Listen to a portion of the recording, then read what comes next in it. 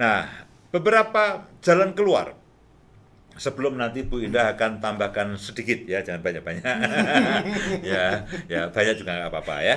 Ya, yang pertama, Bapak Ibu dan saudara sekalian, mungkin ini klise. Ya, mungkin ini klise.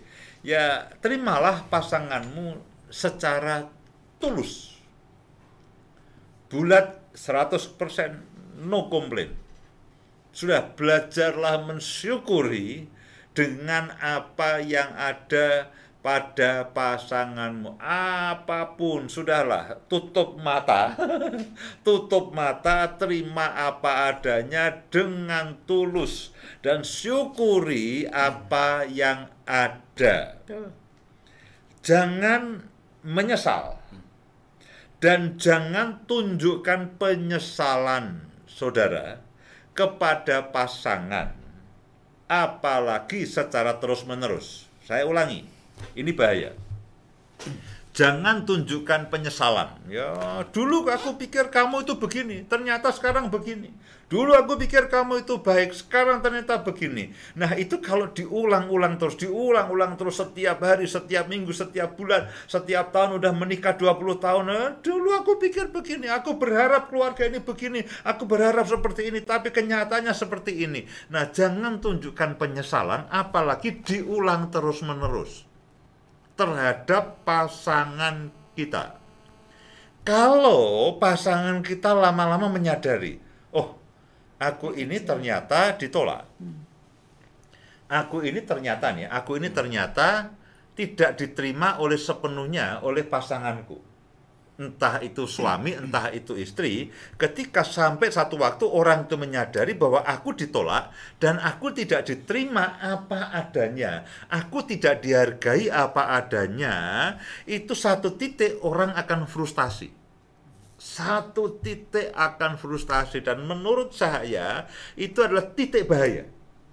Ketika dia pulang ke rumah, dia ketemu dengan istrinya dan dia tahu bahwa istrinya itu selalu komplain, selalu menunjukkan penyesalannya, selalu menunjukkan rasa tidak sukanya, dia kecewa dengan keberadaan sang suami. Satu waktu, suami itu frustasi dan ya sudahlah,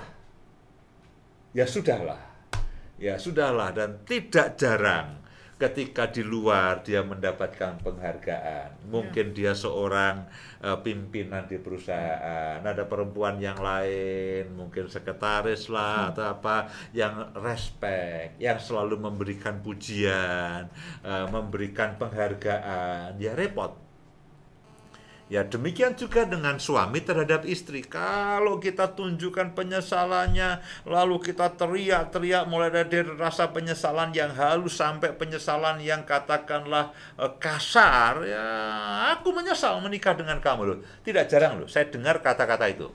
Tidak jarang saya dengar kata, aku menyesal dengan menikah dengan kamu. Ketika kekecewaan memuncak, ketika kemarahan memuncak, ketika antara kenyataan dan harapan dan impian itu jaraknya terlalu jauh, lalu itu tidak disadari dan tidak dikelola dengan baik, tidak jarang muncullah ucapan yang mengatakan aku menyesal menikah dengan kamu. Nah, kalau sudah menyesal, ya repot. Kembalinya itu susah sekali. Satu waktu pasangan kita akan menjadi frustasi terhadap sikap kita. Apalagi yang kita bisa lakukan? Saling melengkapi. Saling melengkapi satu dengan yang lainnya. Ya sudahlah, kalau dia lalai dalam membersihkan rumah, saya perhatian, ya kita saling melengkapi. Ya, kita jangan terus tanggungkan kepada pasangan kita. Oke, dia orangnya suka lupa, oke lah, aku suka mengingatkan. Jangan begini, orang kok lupa terus. Ya susah, orang lupa itu kan susah. Orang lupa itu tidak ingat. Bagaimana susu mengingat-ingat? Ya. Nah, jadi mulailah kita belajar saling menyesuaikan satu dengan yang lainnya, saling menghormati keberadaannya apa adanya.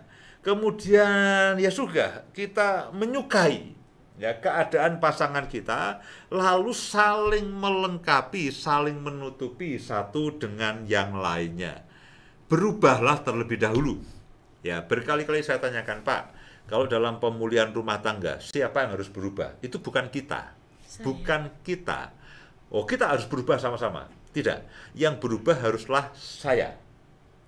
Bahwa setelah saya berubah, saya yakin nanti pasangan kita juga akan berubah. Nah, yang terakhir, sebelum Bu Indah akan lanjutkan, yang terakhir, kembangkan rasa puas terhadap pasangan dengan seluruh keberadaannya, baik kekurangan maupun kelebihannya. Kembangkan rasa puas, bersyukur kepada Tuhan. Tuhan, terima kasih, ini jodohku yang terbaik, bukan jodoh yang sempurna. Karena apa? Pada dasarnya tidak ada manusia sempurna.